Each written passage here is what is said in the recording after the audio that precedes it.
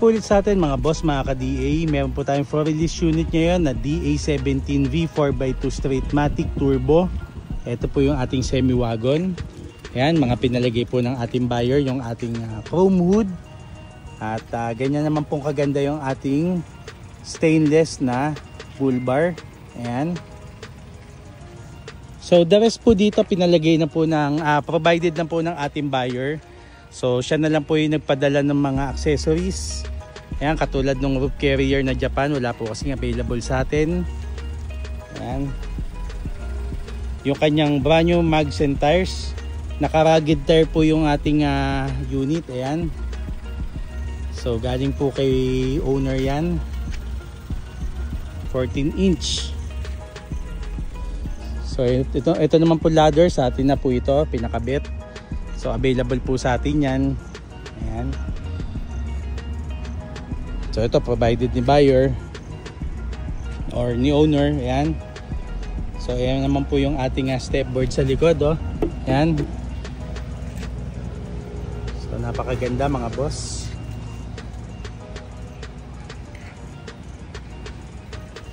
So ang basic setup po ng ganitong unit 340,000 po sa atin to mga boss. Ayan, so hindi po kasama yung mga add-ons na nabanggit ko po kanina. Okay.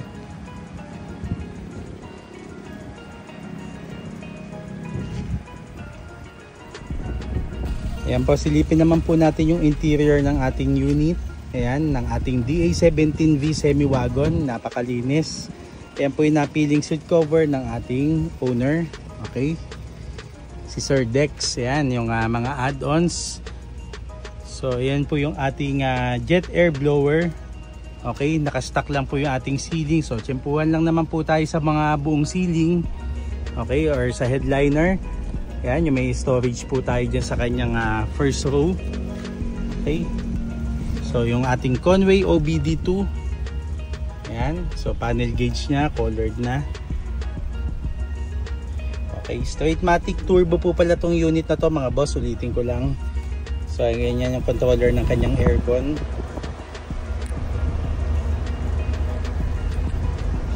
Ayan po. Captain seat po sa harapan. Ayan. Pati sa kanyang second row. Ayan. May armrest. Okay. So ito provided na po ng ating buyer yung kanyang deep dish matting.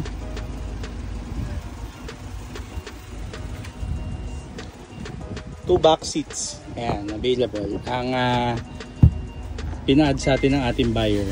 So ayan po. Lagay ng mga kung ano-anong gamit, mga boss, mga tools. Ayan. So ganyan siyang kaluwag at kalinis.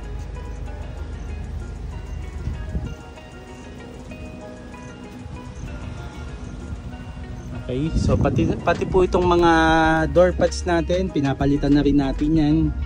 Yan, kung mapapansin nyo, binabagay na rin natin sa ating mga seat cover. Okay, pati po yan, mga palit po yan. So ayan po yung ating seat cover, light gray. So light gray din po yung ating mga door pads. Ayan. So dito naman po yung ating lagayan ng mga tools.